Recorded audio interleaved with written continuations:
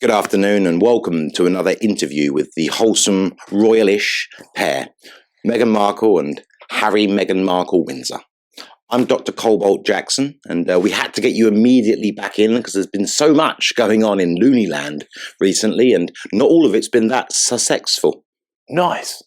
Let's start off with you, Meghan, and your very recent chat with the queen of the unendurably bland interview, Ellen DeGeneres.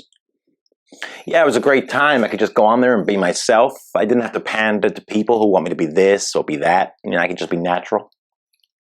Oh, that was you being natural? Yeah, I felt in really good spirits, I felt animated. What you saw was the Meghan that I live with at home, as long as I'm behaving myself. Right, Meghan? Yeah. There's much to discuss about your appearance on the show, but I'd like to start off with the prank that you played with the microphone and the clearly staged market vendors outside. Yeah, when Ellen was telling me what I've got to say, oh my God, it was so funny. Hands down, the funniest thing I've seen on television for the last 50 years. Yeah, it was great fun, but it was challenging too, because I had to make a complete fool of myself. Oh, I would have assumed you were used to it by now. Oh, it takes a little bit longer than that, actually. Give it a couple of years, she'll be used to it. Although it is really hard when people don't take you seriously. Oh, on that note, during this side-splittingly hilarious prank, you squatted, sang silly songs, told a joke without a punchline, claimed to have healing crystals, chanted, asked the vendor if they could feel your powers, drank milk from a baby's bottle, ate like a chipmunk, as well as shoved a whole cracker topped with spicy salsa into your mouth. Yeah, it was great fun. Well, I've got a question here from Mrs. Glenda Blender, whose favourite song is Return to Sender, and she asks simply, why do you not give up your Duchess title if you wish to behave with the typical Hollywood buffoonery that is the staple of all talentless, third-rate, inauthentic and pointless celebrities? My Meghan conducts herself with class. She's just being natural. She's just being fun. She's just being happy. And some people just can't bear to see it.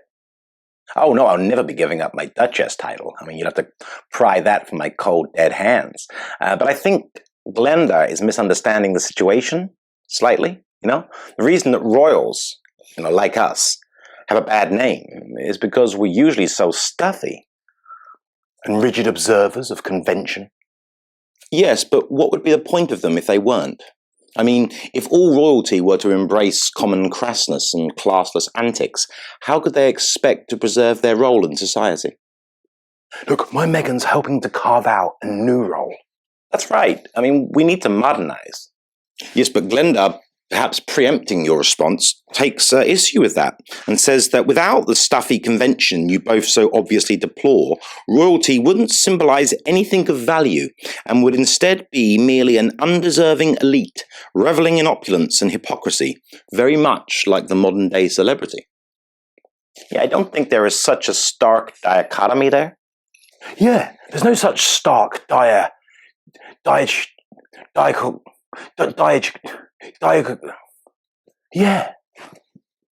Yeah, I think I can massage the royal perception, to include fun and a modern outlook, as well as retaining, the elegance and dignity of the status. Do you not think that by believing you can single-handedly redefine the role of royalty, whilst lining your own pockets, not carrying out any royal engagements, and living in luxury thousands of miles away from London, that you are in danger of slipping into the bubbly footspa of narcissism?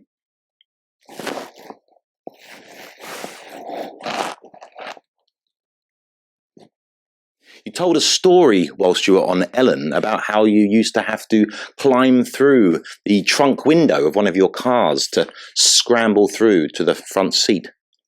Yeah, I used to have to climb through the window at the back of the car so I could, get to the front seat because the key on the driver's door was no longer working. You were a lot more animated when you told this story on Ellen's show. That's because she had an audience. My Meghan knows how to tailor her performance. Yeah, and then when I got home, I'd have to clamber back over the seats and exit out through the trunk window. Things weren't easy. I had it hard. Thanks. Thank you. Thank you. Your sister Meghan is claiming that you're lying about this, and that in reality your father bought you a brand new 4x4. Look, my family have some axes to grind, right? So I just rise above their petty attacks. Yes, Meghan, but are you potentially overvaluing and indeed truffle dusting your questionable reputation in matters of honesty? Give me one thing that Meghan's not been honest about.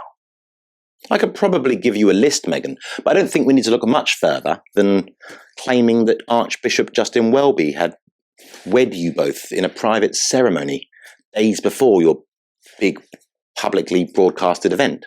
Yeah, and it was so beautiful. It was sacred and special.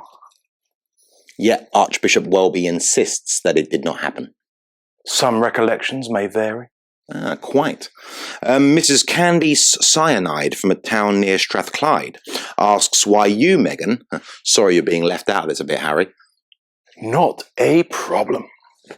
And Mrs. Cyanide wants to know how you expect anyone to believe the obviously orchestrated string of banalities and untruths that thread the fabric of your performance. Look, there's absolutely nothing orchestrated about it at all. We just want to use our positions of influence as granted to us by Time magazine to bring about the changes we so desperately need to achieve equity in the economic, political, and the legal domains. By pointing out inequities and reshaping gender roles, showing the softer side of masculinity and the stronger side of femininity, demanding paid parental leave for all, and a no-tolerance approach to hate speech, whilst forcibly combating misinformation at the educational level, in an honest way. So no, Mrs. Cyanide from some place outside Strathclyde. There's absolutely nothing orchestrated about our performance at all. A question for you, Meghan. Mrs. Helen Glaxon, a Saxon from Paxton, would like to know whether if by constantly mentioning the modest circumstances of your childhood in the letter you wrote to Congress, you have inadvertently played into the hands of those claiming you only married Harry for the money and fame. Well, how ridiculous. I mean, probably have got to ask the question nowadays because of all the rampant racism and sexism out there, trying to keep me down, accusing me of things. But to be perfectly honest, I haven't really got the time for them,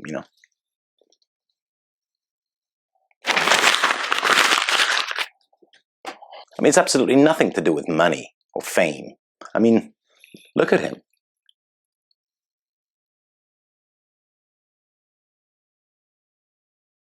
He's got the lot,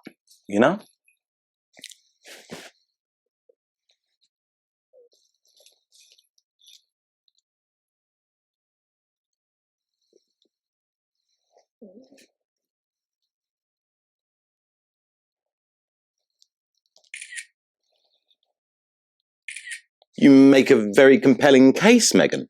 And in a similar vein to Helen's question, Mr. Morris Minor would like to know why the tone of your letter to Congress has a sagely philosophical feel, quite in contrast to your real-life persona as an underwhelming actress and a know-it-all busybody. Look, I think Morris needs to pipe down. Meghan's acting isn't underwhelming. It's purposefully understated. I think that Morris's opinion is of minor significance. Don't interrupt me, H. Oh, sorry, of course. But Harry was right about saying that my performances are purposefully understated, I don't want to explode with such an amazing performance that I cast a shadow over all of my co-stars. Oh, and I know for certain that most of our viewers at home think that you're a complete actress, Meghan, through and through. Oh, my God. We knew we could count on the people. So you, Meghan, purposefully deliver ghoulishly awful acting performances so as to not overshadow your co-stars. That's right.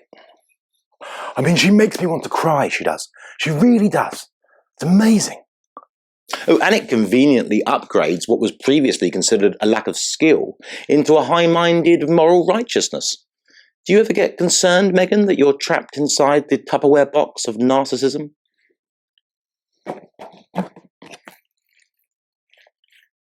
There have been some malicious rumours circulating, Meghan, about you misleading the court about your involvement in the unauthorised biography of you and Prince Harry. No, it doesn't look good. Rumours that were somewhat validated when you apologised for misleading the court about information supplied to Omid Scooby and Carolyn Durant, the authors of Finding Freedom. Look, I was unaware because of my pregnancy, right? And because of the overall love I have for people, So therefore I forgot to mention that Jason did provide some details to the authors, but only only in his capacity as communications secretary. Yeah, it wasn't us. It was one of our dim-witted minions. Which leads us nicely onto a question from Maureen Remington from Leamington Spa, who says, "Oh, I bet it's nice to have a communications secretary, but still be able to claim victimhood." Yeah, well, this'll be you, Maureen Remington from Leamington Spa. Well, I mean, what can I say? Oh, no, well, Skaggs. People want to be friends with me, I never asked for this following, right? I never sought to be worshipped. It just kind of happened, didn't it, Harry? Just kind of happened. I feel more famous since I met Meg. Meghan. Pookie. Meghan. No, Meghan. You okay? Because Mr. Graham Gangrene from the mean streets of Cheam asks, why did your statement not address the advice that your communications secretary gave in his email? That being that you should not ask your friends to directly engage with the authors of Finding Freedom, so that we could hand on heart say that they had no access, just in case we get into difficult territory. Why would I mention that? Oh, she might as well admit to being the second gunman on the grassy knoll. Well, I think the point Mr. Gangrene is trying to make is that the tone of the email exchange between you and your communications secretary implied, well, two things. One, that you were fully aware that your staff were liaising with the authors of Finding Freedom. And two, that the insincere tactics he was suggesting you employ would be something you were completely comfortable with. I mean, how could Mr. Gangrene think that? I mean, my Meghan has a heart of gold and morals of steel. I mean, she would never do anything untoward. Yeah, that's right. And besides, what was in the email that was insincere? Well, I think the implication is that by not allowing your friends to communicate directly with the authors, that you, as Brand Sussex, can say hand on heart that you didn't allow any access to the authors, albeit all the time knowing that your communications secretary was allowing access and providing information. Yeah, but except for that, what else? Nothing. Yes, if you take away all that's wrong with it, there's nothing wrong with it at all. Precisely. It's a very simple equation. Immoral behavior minus sin equals moral behavior. Yeah, it's kind of beautiful in its symbolism. Yeah, and the symbols are simple enough for me to understand. They are transparent. Enough for defective brains. To sway the masses. Oh, haiku! How did you get past security? Let's go to a question now from a Mr. Oliver Ointment, who's missed his appointment. He would like to know whether Brand Sussex has considered ways to keep Harry quiet when in public.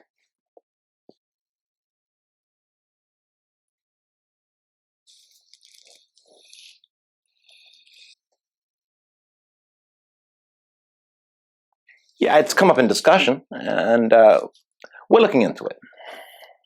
Maybe I'm just being a bit slow, but why would Brand Sussex want to keep me quiet? I mean, I'm a key part of the branding. Well, I think Mr. Ointment might have been referring to your recent comments about pandemic-related job losses. What? I said they weren't all bad. Yes, but did you not consider your comments might have been a red-hot poker in the eye to those less fortunate than you who have lost their jobs, being as it is that you are worth and paid millions to swan around? Yeah, I considered it. I considered it good.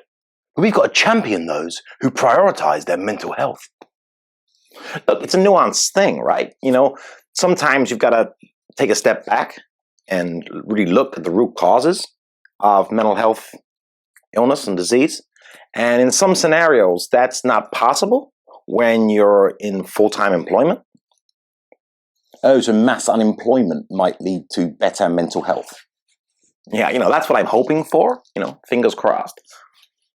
Well, following on from that, Miss Lorraine L'Oreal, whose critics say hasn't been worth it for years, would like to know what people should do whilst at home, unemployed and living off the state to improve their mental health. Well, yoga. Oh, good one, good one. Let me see. Have we said yoga? Yes, you have, Harry. Yeah, and of course, you know, taking the time to properly be with oneself. Oh, yeah. And, Jenga. Excuse me? Of course, it's nice to play some games, but really we should be using the bulk of that time productively, you know, spiritually productively. So, you know, writing poetry about your feelings, or, you know, spending a portion of your day asking yourself this question: who am I? You know, who am I?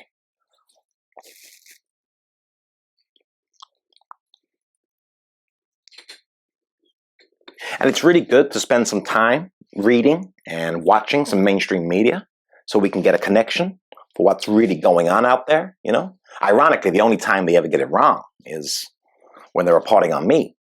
But except for that, you know, we should trust them completely.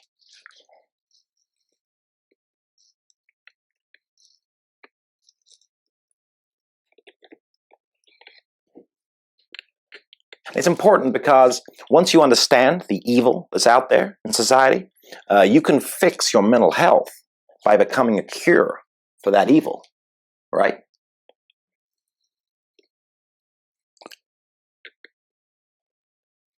Yeah, and finally ditch freedom in that white supremacist trash heap where it belongs, and, you know, look for a more controlled solution.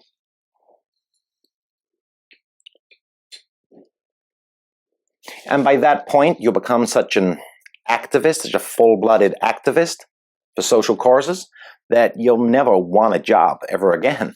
So yeah, you know, Harry's right. Oh no! Oh, yeah, so there's Jenga and, yoga. That was a video. If you want to see any more of this mad lot, it might be worth hitting the notification bell and subscribing, liking and sharing the channel. Thanks.